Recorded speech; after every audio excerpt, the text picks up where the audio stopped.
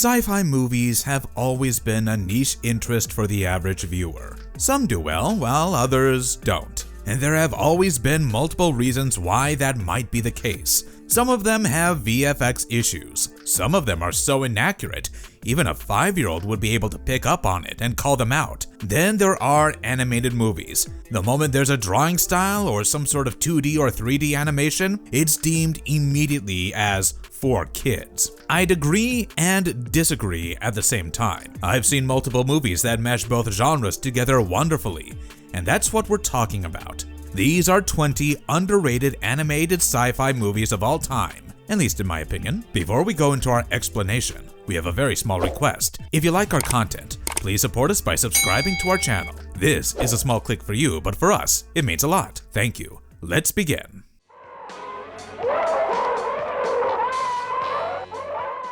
Fantastic Planet, 1973. Personally speaking, the animation was definitely something. It really pushed through boundaries and limitations of creativity like they were nothing. And it worked out. Do something stupid and it'll bite you in the back is pretty much the moral of the story. And honestly, I don't blame them. At the end of the day, we're all humans, right? When Drogs kill an mother, her child, Terra, becomes the pet of the Drog leader's daughter, Tiwa. Terra secretly absorbs Drog knowledge through a collar. He escapes with a knowledge-transmitting headset and shares it with Wild Oms. This knowledge helps them fight back against a Drog purge. They escape to a rocket depot, then to Yagam's moon, the fantastic planet. There they discover the Drog weakness. Statues essential for their species' survival. Destroying these forces Drogs to negotiate peace. The Drogs gain exclusive access to the moon for meditation, while Oms receive an artificial satellite, leading to peaceful coexistence.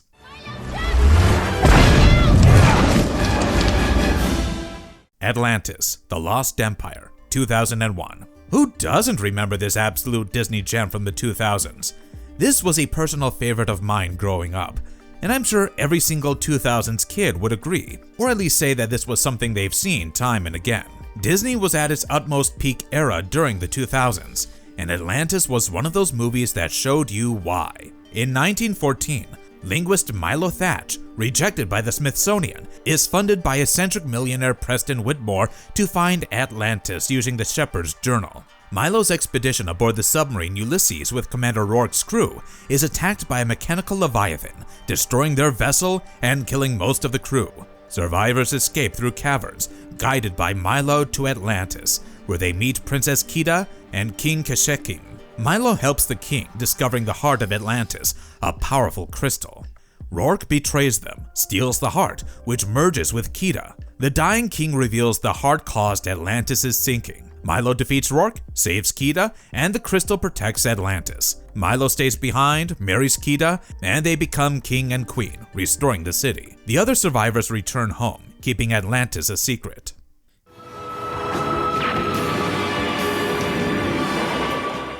Galaxy Express 999, 1979. This one had a rather rustic, nostalgic charm to it. It reminded me of the cartoons from the 80s, not just in terms of the animation style, but also the science part of it. While you may not glean it in the beginning, it starts to grow on you as you continue to watch and later even settle into the familiarity of the movie. Orphan 12-year-old Tetsuro Hoshino lives in a futuristic world where consciousness can be transferred to mechanical bodies for eternal life at great cost. He seeks free mechanization via the space train, Galaxy Express 999, to avenge his mother's death by the robot Count Mecha. After failing to steal a pass, Tetsuro receives a ticket from the mysterious Metel on the condition they travel together. Their journey on the Galaxy Express 999 takes them through various stops. On Saturn's moon Titan, Metel is kidnapped by the Grape Valley bandits. Tetsuro, aided by an elderly woman who provides equipment from her son, Tochiro Oyama, including a gun effective against mechanized beings, rescues Metel. They encounter preserved human bodies, the faceless machine woman Shadow, and Claire, a crystal-bodied waitress. Space pirate Emeraldus reveals Count Mecha's time castle. Tetsuro infiltrates the castle, finds his mother's taxidermied remains, and kills Count Mecha with the sacrificial help of Antares. Machine Woman Ryuzu, who betrayed Count Mecha, dies as the castle crumbles. No longer wanting mechanization, Tetsuro vows to stop it entirely, and with Mattel's help, destroys the castle, killing Prometheum.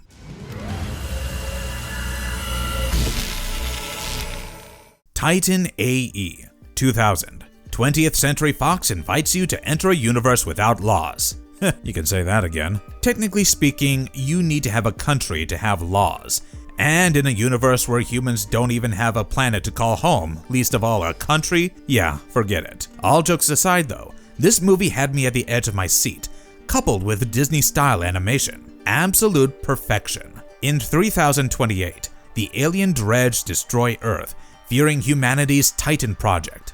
Project leader Professor Sam Tucker entrusts his son Kale with a ring containing crucial information and escapes on the spaceship Titan, leaving humanity scattered. 15 years later, ex-military officer Joseph Corso, Sam's former friend, finds Kale and reveals his ring holds a holographic map to the Titan. They escape the pursuing dredge on Kale's ship, the Valkyrie, with a diverse crew. Pilot Akima, First Mate Preed, Weapons Officer Stiff, and Astronomer Goon. The map leads them to Tigran's ice rings, after aliens on Sesharim decode it. At New Bangkok, Kale and Akima discover Corso and Preed's betrayal to the dredge. Abandoned, they race to the Titan in a repaired ship. On the Titan, they find animal DNA and learn from Sam's message that the ship creates planets. During a dredge attack, Kale realizes he can recharge the ship with dredge energy. Corso sacrifices himself to repair a circuit, allowing Kale to activate the Titan, absorbing and destroying the dredge and creating a new planet for human civilization.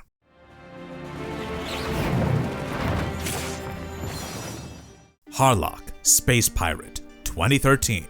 Okay, now this one made me feel like I was living in a video game. To be precise, it was more of a space-themed MMORPG. The 3D style of the animation had nothing left to be desired, and the action sequences made me want to be there in, well, action.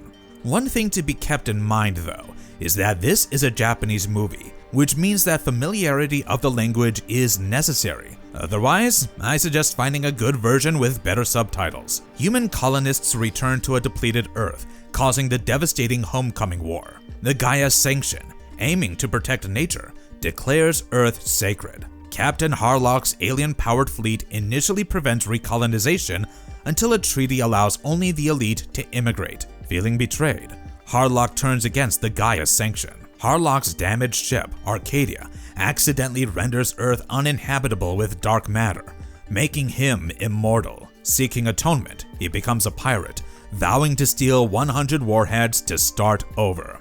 The Gaia Sanction conceals Earth's devastation with a hologram. Admiral Isura recruits his brother Yama to assassinate Harlock, seeking remorse for a childhood accident. Harlock, aware of Yama's mission, allows him to infiltrate his crew. Yama discovers Harlock's true plan, to disrupt timelines and create a new universe by exploding warheads. Initially convinced, Yama sides with Isura after witnessing Earth's devastation. Nami sacrifices herself for Isura's peace. Yama finds hope in Earth's flowers and convinces Harlock to abandon destruction and expose the Gaia Sanction. The Arcadia destroys the hologram emitters, revealing the truth. Isura sacrifices himself to save Earth. Harlock states another war is inevitable and sets a detonator, but Yama refuses to destroy Earth. Harlock, pleased, gives Yama command, making him the new Captain Harlock.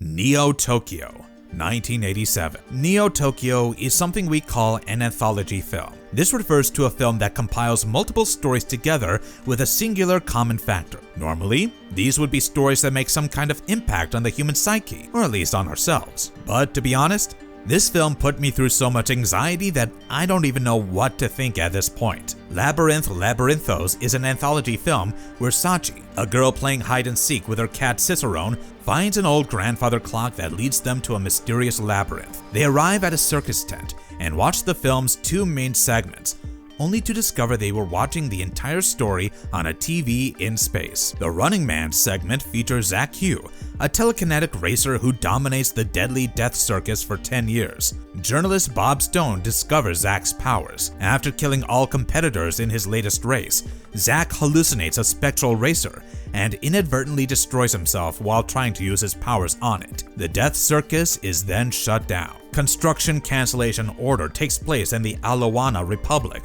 where a new government cancels a contract for Facility 444. Tsutomu Sugioka, a construction worker and official, is sent to halt construction, which robots are carrying out under an unstable robot, 444-1. Programmed to eliminate threats, 444-1 becomes erratic. Tsutomu destroys 441 and attempts to end construction, unaware that the old government has been restored and is honoring the original contract, making his mission counterproductive.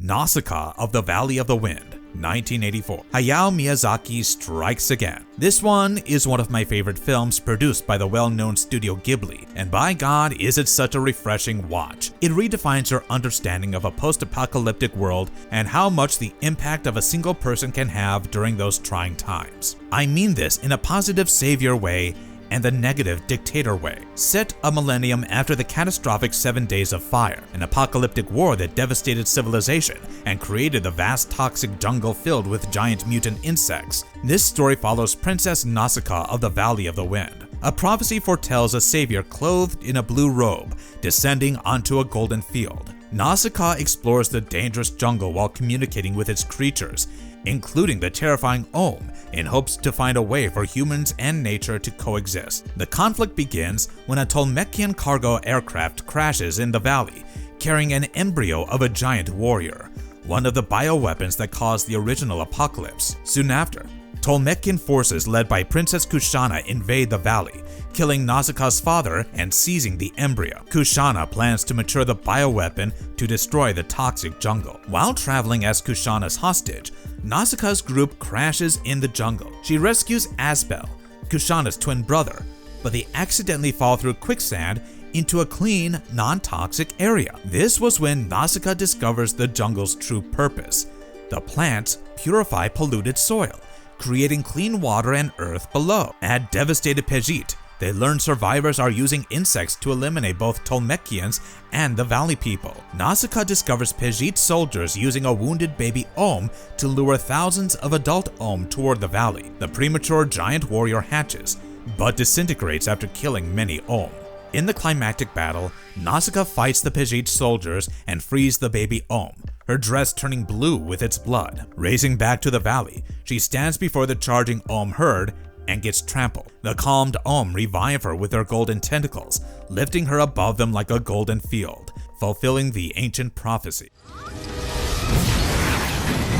Flip wanted to make sure that nobody could ever steal his Treasure Planet, 2002. Peak Disney era being in the 2000s is proven once again by Treasure Planet. The moon may not always be the moon, you know. It might even be a small settlement in the middle of space, waiting for that one teenager to be whisked away into an amazing adventure. Think about it. On Montresor, teenage Jim Hawkins runs an inn with his mother after a mysterious treasure hunter, Billy Bones, crashes nearby. He gives Jim a sphere and warns him about a cyborg before fleeing. Pirates destroy their inn, forcing Jim and his mother and scientist Dr. Delbert Doppler to escape. At Doppler's, they discover the sphere contains a holographic map to Treasure Planet, where Captain Flint hid his treasure. Doppler commissions the ship RLS Legacy, commanded by Captain Amelia and First Mate Mr. Arrow, for an expedition. Jim suspects the cook, John Silver, is the cyborg, but develops a father-son bond with him. During the journey, the ship is trapped near a supernova. Villainous crew member Scroop secretly causes Arrow's death, blaming Jim. Upon reaching Treasure Planet, Jim discovers the crew are pirates led by Silver, and a mutiny erupts. Jim escapes with Doppler, an injured Amelia, and Silver's pet Morph, meeting Ben, a malfunctioning robot who once belonged to Flint. Using the map, Jim finds Treasure Planet is a machine with a portal system Flint used for raids. In the treasure chamber, Jim finds Flint's skeleton and Ben's missing memory circuit. After reinstallation, Ben remembers Flint rigged the planet to self-destruct, As the planet collapses, Silver abandons his treasure to save Jim. The survivors escape when Jim redirects the portal to safety using a makeshift sailboard.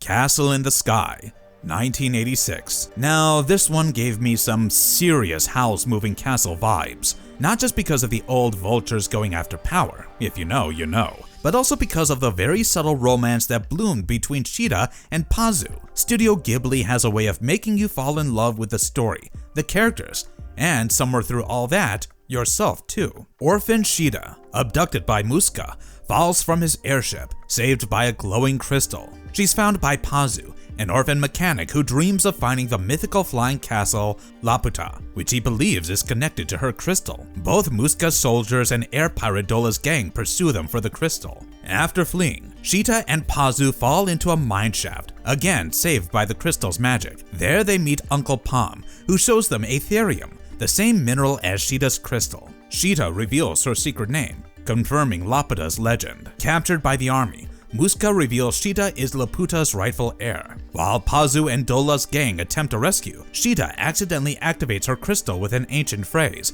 reanimating a protective robot that is ultimately destroyed. Muska, revealing his own Laputan royal blood, betrays the army, planning to use the crystal's power. Sheeta escapes to the throne room, where Pazu finds her. Together they recite a spell of destruction, killing Muska and causing Laputa to crumble as they escape.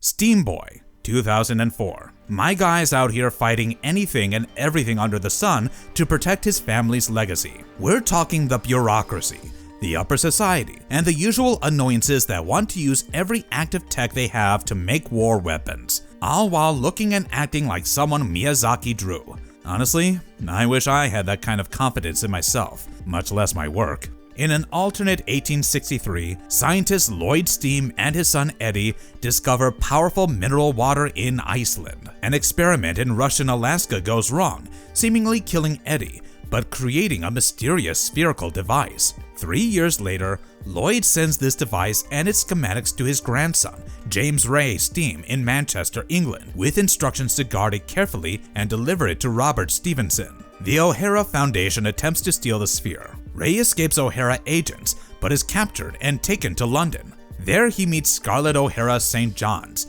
and discovers Eddie is alive, but scarred and mechanized. Eddie is working with O'Hara on the Steam Castle, a floating castle powered by 3 steam balls, including Ray's device. Ray, captivated by his father's vision, agrees to help. Lloyd reveals the Foundation's true purpose: selling weapons of war hidden within the Steam Castle. During the 1866 Great Exhibition, the military attempts to arrest Eddie, who unleashes his steam weapons, transforming the castle into a floating fortress threatening London. In the climax, Ray, Lloyd, and a repentant Eddie work together to safely redirect the unstable castle over the Thames River, where it explodes harmlessly.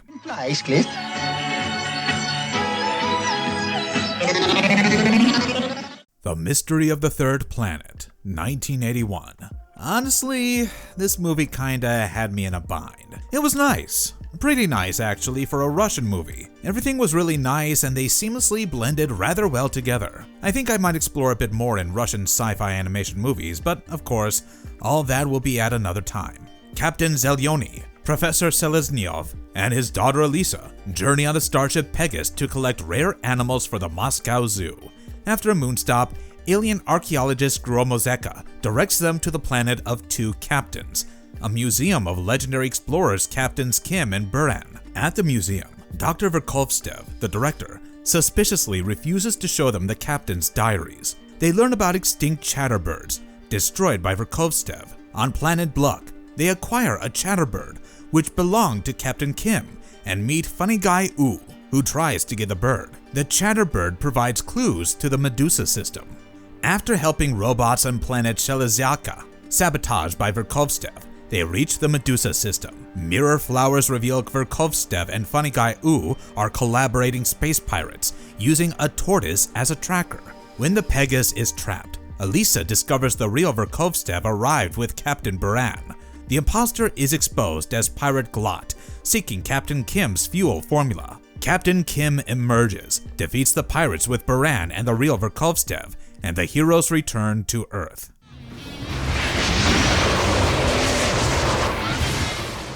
Memories, 1995.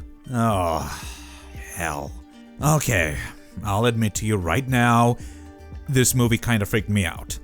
Similar to Neo Tokyo, Memories is a Japanese anthology film that pretty much centers on governments messing up their jobs and costing a ton of lives, or genuinely believing that keeping people in the dark would help with their jobs but actually won't. Magnetic Rose. Salvage crew Corona investigates a distress signal, finding a spaceship graveyard and a decaying station. Engineers Heinz and Miguel discover it belonged to opera diva Eva Friedel. Eva's AI hologram manipulates them.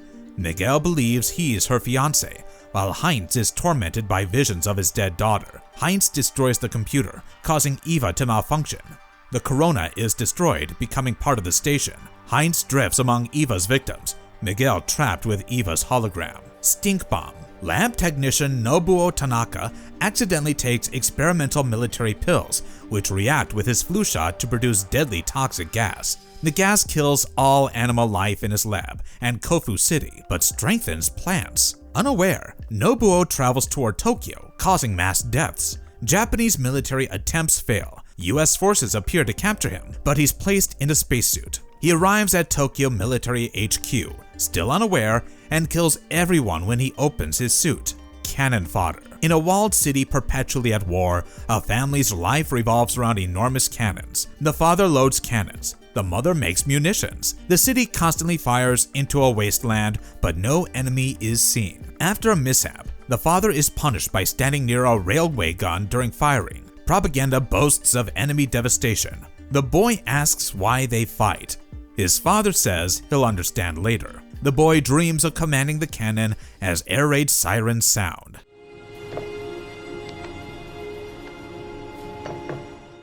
A Scanner Darkly, 2006. This kinda scares me. Not just in general or as a movie, but in real life too. Imagine having all these smart devices all around your home to make life a little easier for you, only to realize that the very things were being used to watch and record you and your every move. I'd be terrified. I don't blame Keanu for going through what he did.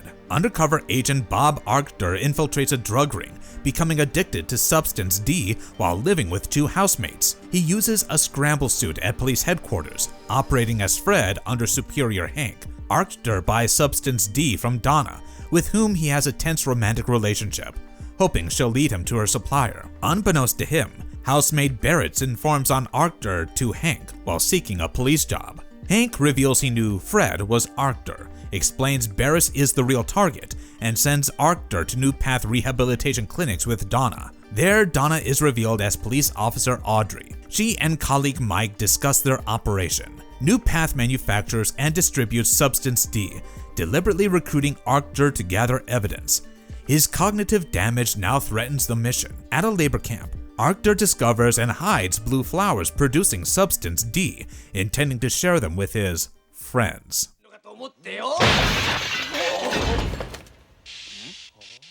Royal Space Force, The Wings of Honomaze, 1987. You know, for a man who couldn't be bothered much about space, he sure did work hard to become an astronaut. Maybe he got the appeal after a while, or he must have gotten convinced somewhere. Either way though, this was a great watch. It was like if Rocky met Studio Ghibli, you know? In an alternate Earth's kingdom of Honomaze, Shirotsu Ladat, an unmotivated young man who joined the Royal Space Force after failing to become a fighter pilot, is inspired by street preacher Rikuni Nondaraiko to volunteer for the Space Force's final attempt to send the world's first astronaut into orbit. During training, Ladat matures as he and the team overcome technological difficulties, public doubt, media tension, and government corruption. General Kaiden falsely promotes the project as a space warship. After a chief engineer dies and controversy erupts over the project's expense, Ladat goes AWOL and sexually assaults Rikuni at the launch site in a demilitarized zone. The government hopes to provoke their enemy, the Republic. Despite an invasion during launch, Ladat refuses to abort and successfully orbits Earth, broadcasting prayers for humanity's forgiveness.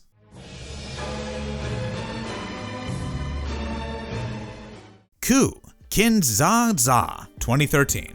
Now, this one was rather tricky. This was an animated remake of Kin-dza-dza, which was released in 1986, which explains a lot of things in the movie. The animation was adorable, and the movie was pretty silly.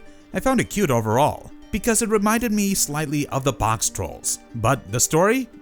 Some things made sense, some things didn't. Everything else was really cute though. In 1980s Moscow, foreman Vladimir Mashkov and a young violinist are teleported to planet Pluk in the Kin-dza-dza galaxy. Pluk's society, divided into Chatlanians and Patsaks, use ku and q for communication. Social status is determined by visitors and pants color, requiring submission rituals for lower ranks. Only Ekalops carry weapons, and Mr. Pj is worshipped. Water is precious, and wooden matchsticks are valuable due to the water-based fuel Lutz. The protagonists, aided by locals Uf and B, eventually return to Moscow, recognizing each other via orange lights triggering their ku response. A 2010 animated remake features cellist Vladimir Chizov and his nephew Tolik on post-apocalyptic Plyuk, encountering locals B, Uf, and robot Abradox.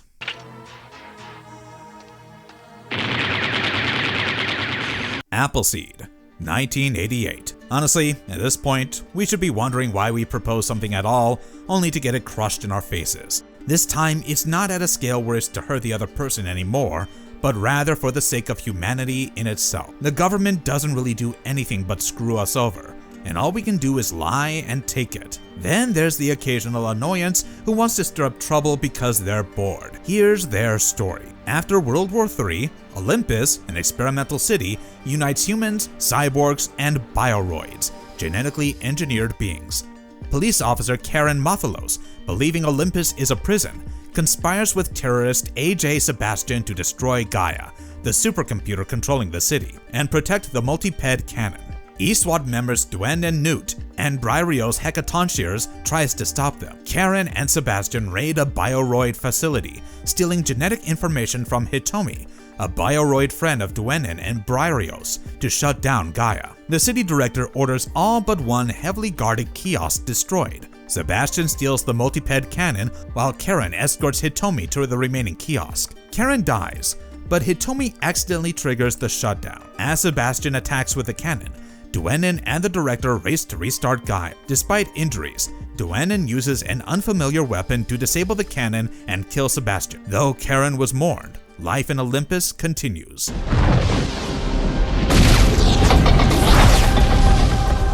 Final Fantasy: The Spirits Within, 2001. Okay, so I genuinely want this to be a game. Yeah, I want to get in there and I want to play and be a part of this adventure because this gets my blood boiling and I love it to the core. The animation, the adventure, the action, the subtle romances, everything was utterly mesmerizing, and I could honestly watch this all day if I have to. In 2065, Earth faces an invasion by spirit-draining phantoms. Humanity survives in Protected City, while Dr. Aki Ross, infected herself, seeks a non-military solution with Dr. Sid, collecting 8 spirits to banish the phantoms. General Hein, advocating for the Zeus cannon, opposes them. After Aki reveals her infection, Hein suspects her. Aki discovers phantoms are dead alien spirits. Hein intentionally causes a phantom invasion to authorize the Zeus cannon, leading to casualties. At the asteroid crater, Aki creates the final spirit from alien particles within her, and Captain Gray Edwards sacrifices himself to transmit the combined spirits, liberating Earth.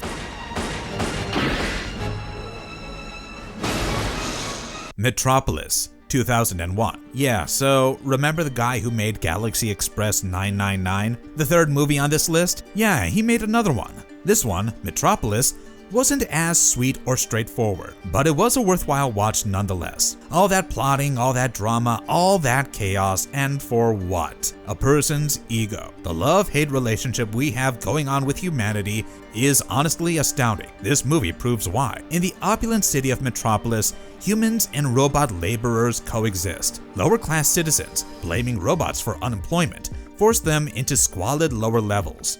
Duke Red, the wealthiest citizen, celebrates the Ziggurat military complex's completion, while his adopted son Rock leads the Marduks, a vigilante group destroying malfunctioning robots. Japanese detective Shunsaku Ban and his nephew Kenichi arrive to apprehend Dr. Lafton, a rogue scientist involved in organ trafficking. Unbeknownst to them, Red hired Lafton to build Tima, an advanced android modeled after Red's deceased daughter, designed to control a nuclear superweapon in the ziggurat. Rock kills Lafton and burns his laboratory. Kenichi discovers the newly activated Tima, and they fall into the sewers where he protects her, both unaware she's a robot.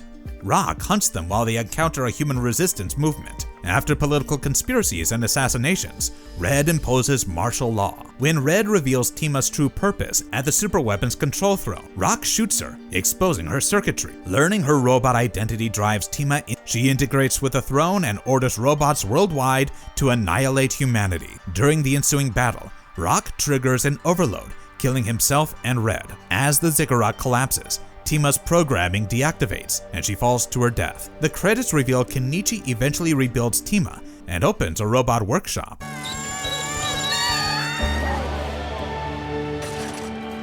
The Girl Who Leapt Through Time, 2006. This one made me cry. I'm such a sucker for time travel movies, and this made me cry. It was so adorable and so sweet. I ended up watching it again and again and again some more until even those around me got sick of it. Even though she was just being a typical high school girl, I wasn't mad because, well, she's a high school girl, so it wouldn't be fair to judge, but it was just, honestly, watch the movie, it's amazing. At Kuranose High School in Tokyo, 17-year-old Makoto Kono discovers a cryptic message on a blackboard reading, "Time waits for no one," and accidentally falls onto a mysterious walnut-shaped object. Later, when her bicycle brakes fail at a railroad crossing and she's about to be hit by a train, she finds herself transported back in time to moments before the accident. Her aunt, Kazuko Yoshiyama, who she visits at the Tokyo National Museum, helps Makoto understand that she now possesses the power to time leap.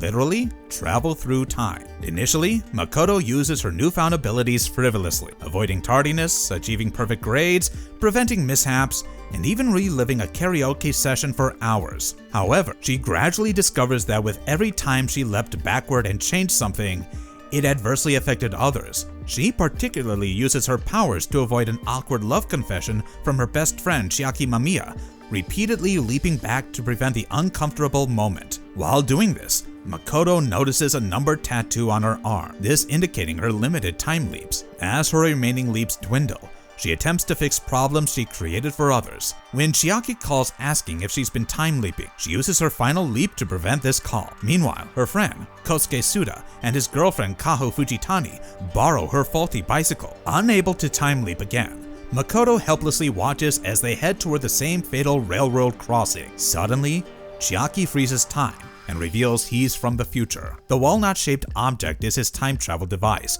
which he used to visit this era, hoping to see a painting that Kazuko is restoring, one that's been destroyed in his time. Walking through the frozen city, Chiaki explains he stayed longer than planned, but used his final leap to save Kosuke and Kaho from the train accident. Since he broke the rules by telling her the truth, he now has to leave. But Makoto realizes she loves him. After Chiaki disappears, Makoto discovers his intervention restored her final time leap. She uses it to return to when she first gained her powers, ensuring Chiaki retains his remaining leap. She recovers the depleted time travel device and explains everything to Chiaki, vowing to preserve the painting for his future viewing. Before departing, Chiaki promises to wait for her in the future, and Makoto decides her own path forward.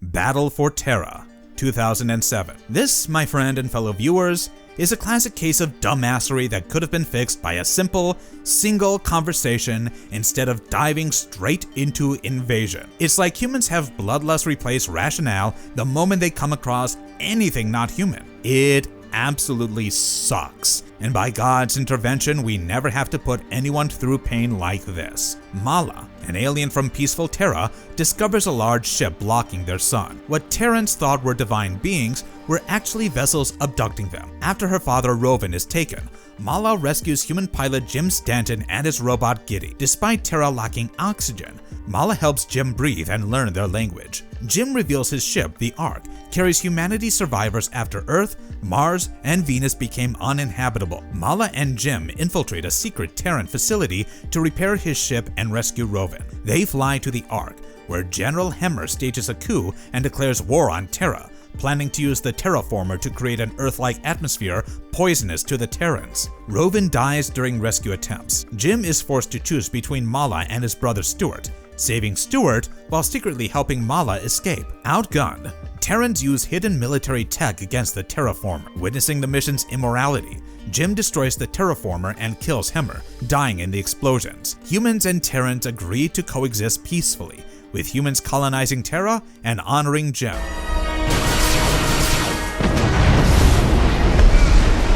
Marvelous verdict. Well, that's all of them. They all have their own quirks and kinks, but each one is a refreshing watch all in itself. Animation is pretty underrated in itself, but having really good sci-fi movies in the genre is a treat. A very nice treat. One that I'm sure you all will enjoy. Which movies would you recommend? Let me know in the comments down below.